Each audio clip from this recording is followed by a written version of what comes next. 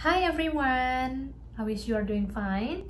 So welcome back to my channel. Jadi hari ini aku mau sharing tentang perjalanan aku, still with my experiences.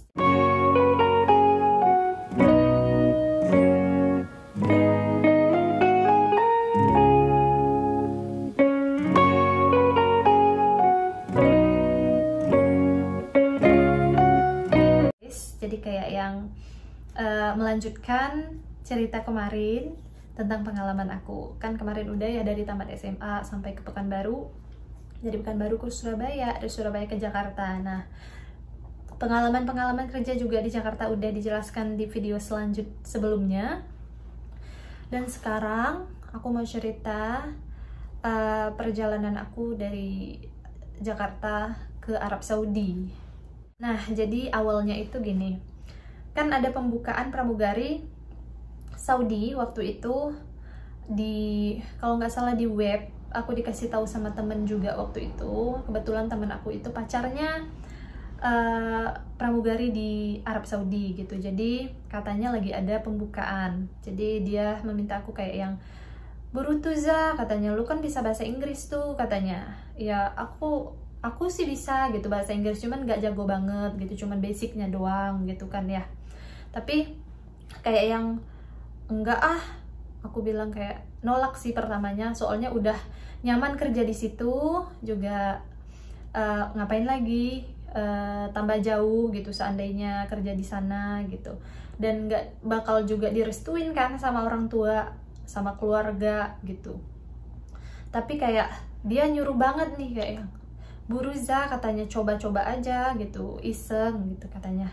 Terus tuh waktu itu kita satu shift ada bertiga, aku sama temen cewek aku satu dan dia gitu loh. Jadi kita bertiga, terus yang cowok ini kayak yang maksa banget tuh, coba dong katanya, tes gitu kalian berdua nih katanya. Terus teman aku yang satunya udah ngirim CV katanya, aku udah ngirim CV kemarin entah kapan gitu. Nah jadi waktu itu aku masuk malam. Nah, aku tuh kan kalau masuk malam dari jam 7 malam sampai jam 7 pagi. Jadi waktu itu kita jaga bertiga, belum rame juga penumpang. Jadi kayak yang masih banyak waktu untuk ngobrol gitu. Jadi kita ngobrol bertiga, katanya, iya aku udah masukin lamaran katanya di email gitu. Terus tuh, ayo sih katanya masukin juga. Aku tuh tipe orang yang males banget ya, males ribet. Apalagi tentang yang masukin inilah, masukin itulah gitu. Kayak yang udah enggak gitu, aku nggak bakal masukin gitu, masukin aja biar aku ada temennya katanya gitu kan ya, teman aku yang satunya. Terus tuh aku ngotot enggak gitu karena aku malas buat interview lagi gitu, karena aku emang nggak niat gitu. Tapi ya udah sini aku urusin katanya, aku yang kirimin katanya. Bahkan kirim email awalnya untuk bekerja di sini itu bukan aku yang ngirimin gitu. Dan aku kasih handphone aku ke teman aku yang satunya, yang cewek, terus dia yang ngirimin gitu loh, ngirimin email. Tapi emang di dalam handphone aku udah ada data CV aku segala macam, soft copy-nya gitu. Jadi dia tinggal kirim. Terus setelah dikirim, pada akhirnya kita dibalas emailnya dan dipanggil untuk tahap selanjutnya waktu itu gitu. Jadi kita nunggu beberapa minggu, waktu itu kita langsung dapat panggilan untuk datang langsung gitu ke Jakarta Timur apa Jakarta apa ya. Nah di situ akhirnya tibalah di mana hari kita menghadiri panggilan interview tersebut gitu. Jadi aku sama temen aku bareng, kita berdua pergi bawa perlengkapan lamaran, CV, data segala macam kita bawa, terus kita serahkan di kantor itu lamarannya semuanya, dan tibalah saat pengumuman. Nah pengumuman itu beberapa hari setelahnya baru kita diumumin. Nah aku dapat panggilan lagi untuk untuk ikut tahap selanjutnya, tapi teman aku nggak dapet gitu. Jadi aku berangkat dari Bandara Soekarno-Hatta itu sendiri karena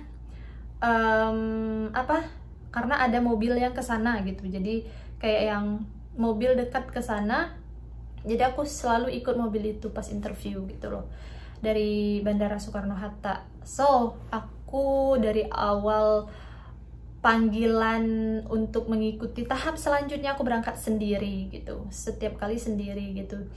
Tapi kan aku masih kerja nih di tempat kerja aku yang lama gitu. Nah itu tuh aku nyocok-nyocokin waktu. Panggilan aku ikut tahapnya banyak banget. Jadi per 2 minggu sekali kadang dipanggil lagi, per sebulan. Ini tuh prosesnya cukup panjang banget. Kurang lebih kita itu sampai berangkat ke Saudi ini 4-6 bulan deh kayaknya menunggu gitu. Cuman aku bukan menunggu gitu aja, karena aku sambil kerja gitu, sambil ya udah kalau ada waktu aku ikut interview gitu. Tapi aku usahain ikut karena udah terlanjur lolos terus kan gitu, performan lolos, terus tuh tinggi berat lolos gitu. Jadi tahapannya itu ada berapa tahap ya, banyak sih tahapannya. Yang pertama itu ngumpulin data, tinggi berat badan, performance, terus tuh datang lagi untuk cek segala macamnya, cek bekas luka, jerawat, terus tuh gigi kita juga dicek gitu, terus tuh kesehatan mata kita, semuanya itu dicek gitu. Jadi kayak yang kalau ada nih bekas-bekas jerawat kita pada waktu itu disuruh untuk hilangkan gitu. Misalnya kita ada tai lalat yang timbul gitu harus dioperasi untuk dihilangkan juga gitu. Misalnya kalau gigi kita nih ada gingsulnya gitu, harus diratain gitu. Jadi kurang lebih seperti itu pas tahapan-tahapan tahap-tahapan interview di Saudi. Panjang sih, aku bingung juga mau ngejelasinnya itu dari mana gitu, dan aku juga udah agak lupa tahapannya itu apa aja, dari mana ke mana gitu. Yang pasti yang aku ingat, aku tuh pernah ngikutin pertama tinggi berat, itu wajib banget, data semuanya gitu. Setelah itu interview sama orang kantornya gitu, bukan sama orang Arabnya ya, masih sama orang Indonesia waktu itu gitu. Interview lah, lagi interview biasa kayak perkenalan, basic interview gitu kayak biasa. Terus setelah itu beberapa minggu setelahnya kita dipanggil lagi, dan itu tuh kita harus ngumpulin data bahasa ijazah kita tapi dalam bahasa Inggris gitu. Terus tuh kita harus punya TOEFL juga dengan nilai rata-rata yang ditetapkan oleh mereka gitu. TOEFL bahasa Inggris, kita harus punya sertifikat TOEFL juga. Dan setelah itu ijazah kita ditranslate ke bahasa Inggris juga. Setelah itu kita lampirkan aja sertifikat yang pernah kita dapatkan ketika kita belajar dulu atau dimanapun kita mendapatkan sertifikat itu. Cantumkan aja untuk untuk tambahan aja, untuk nilai plus bagi mereka untuk menerima kita gitu. Nah setelah itu banyak banget juga email yang masuk, diberitahukan kayak kita tuh harus ini, harus itu, segala macam. By the way, aku tuh dulu nggak punya paspor, karena aku belum pernah punya paspor dan belum juga pernah buat paspor karena nggak pernah kepikiran bakalan mau keluar negeri gitu. Jadi pada saat itu juga aku buat paspor gitu karena dibutuhkan juga kan paspor, dan juga waktu itu KTP aku belum iktp. Jadi waktu itu aku izin di kerjaan aku karena udah penting banget KTP-nya harus iktp gitu untuk melengkapi data-data. Aku pulang ke Pekanbaru, izin kerja, kalau nggak salah waktu izin 2 hari. Nah izin tuh 2 hari untuk ngurus KTP doang gitu. Setelah ngurus KTP balik lagi terus melengkapi data-datanya. Singkat cerita, setelah proses semuanya, nanti kita akan mengikuti proses interview gitu loh. Interview bersama orang Arabnya langsung nih. Jadi kayak yang ada berapa kali interview ya waktu itu aku lupa. Yang pasti yang aku ingat itu interview sama orang yang di kantor. Waktu itu juga interview sama orang Arabnya langsung gitu. Jadi ada pertemuan-pertemuan, pembahasan tentang kerjanya gimana, terus tuh gimana kedepannya nanti ini berjalannya gimana gitu. Pokoknya penjelasan tentang pekerjaan. Terus pada akhirnya kita di-schedulein untuk interview sama orang Arabnya langsung gitu. Jadi habis itu pengalaman interview sama orang Arabnya tuh kayak yang kita dipanggil satu-satu ke ruangan yang gede banget. Ruangannya gede banget, jadi kayak yang mereka bertiga di situ dan kita dipanggil sendiri gitu. Jadi setelah masuk ruangan, ya udah kayak interview biasa. Di situ sih ya deg-degan pastilah ya, karena interview loh gitu. Kita sendiri dan interviewernya itu ada 3 orang gitu. Waktu itu aku ada cewek 1 orang, cowok 2 kalau nggak salah ya. Kalau nggak salah nih, soalnya udah lama ya, 2 tahun lebih yang lalu. Jadi setelah itu yang ditanyain itu ya basic tentang pekerjaan kita, tentang pengalaman kerja kita apa aja, terus tuh kenapa mau bergabung di perusahaan ini gitu, kenapa mau jadi pramugari gitu. Waktu itu ditanya dan aku menjawab semua pertanyaan mereka, alhamdulillah lancar, karena yang mereka tanyakan itu hal-hal basic tentang seputaran diri kita sendiri gitu, jadi bisalah kita jawab gitu. Cuman terkadang kita harus kontrol nervous. Kadang kan kita kayak gugup banget nih gitu, nanti takut ngeblank gitu sih yang ditakutkan, karena bisa aja kita setelah nggak nervous kita bisa jawab pertanyaan dia, tapi karena kita nervous kita nggak bisa gitu. So kalau kalian mau interview kerja, usahakan jangan nervous, itu aja sih gitu. Persiapkan mental kalian dan percaya diri kalau kalian tuh bisa, kalau kalian itu berkualitas gitu loh. Kalian bisa ngejual diri kalian, maksudnya ini loh aku pantas untuk diterima di perusahaan kalian gitu. Jadi insya Allah kalau kayak gitu menurut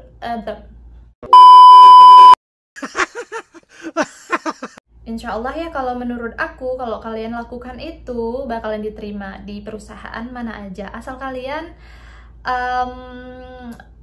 merasa kalian itu berkualitas gitu loh, dan buktikan kalau kalian bisa juga gitu. Bukan sekedar omongan juga gitu, tapi buktikan kalau kalian benar-benar pantas untuk diterima di perusahaan tersebut. Waktu itu aku ditanya pengalaman kerja di mana aja gitu, tapi aku hanya menyebutkan beberapa tempat kerja yang pernah aku bekerja di sana gitu loh. Kayak yang nggak semua pengalaman kerja yang aku sebutkan di video sebelumnya aku sebutkan, enggak, karena perusahaan juga pasti mikir kan, ih nih anak nggak bertahan sih gitu, kok bentar-bentar resign gitu. Jadi kalian nggak perlu terlalu jujur banget sih menurut aku. Maksudnya misalnya pengalaman kerja kalian ada 10, ya dibilang aja ada. Kayak yang nggak bohong itu, kayak yang kalian cuma menyebutkan pengalaman kerja kalian beberapa doang gitu, nggak semuanya kalian sebutkan gitu. Jadi waktu itu aku menyebutkan pengalaman kerja aku cuman berapa ya, 3 kalau nggak salah ya. Yang terakhir apa katanya, yang terakhir sebenarnya aku masih bekerja. Aku jujur sih, aku bilang sebenarnya aku masih bekerja di perusahaan ini sekarang gitu. Terus tugasnya apa aja di perusahaan saat ini katanya. Tugasnya itu announcer, aku bilang, terus memberi informasi kayak customer service gitu, tapi pakai bahasa Inggris, full English banget waktu itu. Terus mereka minta praktekin dong, coba announcernya kayak mana gitu. Terus aku praktekin gimana kalau aku lagi announcer gimana. Terus tuh kalau aku lagi menangani penumpang yang lagi komplain gimana, aku jelasin semuanya, soalnya mereka menginginkan itu gitu. Waktu itu aku dikasih kasus kayak semisal kalau ada penumpang komplain, terus tuh kalau ada partner kalian nggak sesuai misinya dengan kalian tuh harus ngelakuin apa gitu. Jadi kita di situ dituntut untuk bagaimana sih cara penyelesaian masalah kalau kalian lagi dalam masalah di dunia pekerjaan gitu. Nah semuanya aku jawab, alhamdulillah lancar. Dan setelah itu aku keluar ruangan. Cukup lama sih aku di ruangan, mungkin kurang lebih 30 menitan gitu. Soalnya ditanya terus dan aku jelasin terus gitu. Kayak ya kurang lebih 30 menitan. Setelah aku keluar, terus tuh orang kantor yang nyalurin itu manggil kayak, Azza katanya, sebenarnya gimana ya katanya, sebenarnya mereka kayak mau nerima sih katanya gitu. Kayak yang lah terus gimana pak, terima apa enggak ya gitu. Kayak ya belum tahu gitu, tapi kayaknya ada catatan deh katanya. Apa ya pak gitu. ini katanya ngeratain gigi gitu, ngeratain gigi. Jadi semua gigi harus diratain. Terus tuh jerawat-jerawat yang waktu itu sih aku nggak terlalu jerawatan ya. Sekarang aku agak jerawat banget gitu loh. Jadi kayak yang detail banget nih di ini harus dihilangkan segala macam, gigi harus diratain gitu-gitu. Oh iya Pak gitu. Terus setelah itu menunggu lagi nih beberapa minggu gitu. Setelah menunggu beberapa minggu diumumkan bahwa aku lolos. Alhamdulillah aku lolos. Setelah lolos, kalau nggak salah kita pergi datang lagi, terus datang kalau nggak salah ngecek lagi ya, ngecek. Waktu itu ada diusulin untuk ada skincare buat perawatan gitu, mungkin kerjasama ya sama perusahaan tersebut gitu. Terus kita dianjurkan untuk skincarean di sini untuk merawat wajah sebelum tahap selanjutnya gitu. Nah, tahap selanjutnya itu medical check up. Di medical check up ini masih ada drama, dan tahap yang paling lama itu kayaknya berbulan juga sih ya. Medical check up tentang semua tubuh kita ini, kesehatannya bagaimana, terus tuh tulang punggung kita ini lurus apa enggak, kita di ronsen, kita dicek matanya berkali-kali, terus tuh telinga kita, pendengarannya dicek juga, kita dites juga hamil apa enggak, terus tuh tes urin. Banyak banget di medical check up ini, benar-benar sangat-sangat banyak banget. Dan waktu itu aku sudah semuanya, kesehatan bagus, alhamdulillah semuanya bagus banget. Nah, ada drama kalau nggak salah, medical pas mau medical yang keberapa gitu ya, aku sakit, masuk rumah sakit untuk pertama kalinya selama di Jakarta. Aku masuk rumah sakit, nggak tahu pernah sakit apa. Waktu itu aku dirawat di rumah sakit Hermina di Tangerang. Terus aku izin kerja. Aku kan masih kerja nih, posisinya di bandara Soekarno Hatta. Jadi waktu itu jatuh sakit dan harus dirawat kalau nggak salah 3 atau 4 hari gitu di rumah sakit. Dan setelah itu seminggu ya, kalau nggak salah seminggu setelah aku di rumah sakit dan masih sakit di kosan tapi udah pulang dari rumah sakit, itu setiap hari itu disuntik, diambil darah, dicek darah segala macam. Di sana aku harus mempersiapkan diri untuk tes kesehatan selanjutnya. Takut banget dong gitu loh. Aku baru keluar dari rumah sakit dan harus medical check up lagi gitu. Takut hasilnya itu nggak bagus, takut hasilnya aku masih sakit gitu. Jadi seminggu itu aku berjuang, aku minum jus jambu, aku minum bir brand setiap hari. Terus tuh aku sering minum air kelapa, biar maksudnya itu kesehatan aku tuh pas dicek bagus gitu loh. Padahal sebelumnya aku udah cek juga bagus gitu, tapi karena udah sakit terus dicek lagi, takut dong gitu, takut ada apa-apa gitu. Pada akhirnya aku tes, alhamdulillah hasilnya bagus, tapi ada kendala di pendengaran katanya waktu itu. Jadi aku harus, kan itu semuanya dibiayai sama perusahaan, sama mereka gitu. Tapi karena kita mengulang, katanya harus cek ulang nih pendengarannya gitu. Aku ngerasa nggak ada kesalahan ya sama pendengaran aku juga. Pas tes pertama, ngecek pertama juga baik-baik aja gitu. Kok sekarang masih kayak ada aja sih gitu. Katanya pendengaran aku kayaknya ada yang nggak sinkron lah segala macam. Pada akhirnya aku disuruh untuk tes lagi dengan biaya sendiri gitu. Aku ditelepon pas lagi kerja, suruh tes dengan biaya sendiri. Pada akhirnya besoknya itu aku pergi ke rumah sakit yang dianjurkan sama mereka. Soalnya nggak semua rumah sakit yang kita bisa untuk tes. Ada rumah sakit yang mereka rekomendasikan gitu. Jadi aku tes segala macam beberapa hari itu sampai menemukan hasilnya. Dan alhamdulillah emang nggak ada apa-apa gitu loh. Di pendengaran aku waktu itu nggak ada apa-apa, baik-baik aja, sehat-sehat aja. Tapi mungkin ada kesalahan data di mereka waktu itu. Tapi ya udah, biaya itu sendiri gitu. Waktu itu biaya ngecek berapa ya, kurang lebih 1,5 juta gitu ngecek di THT ya gitu.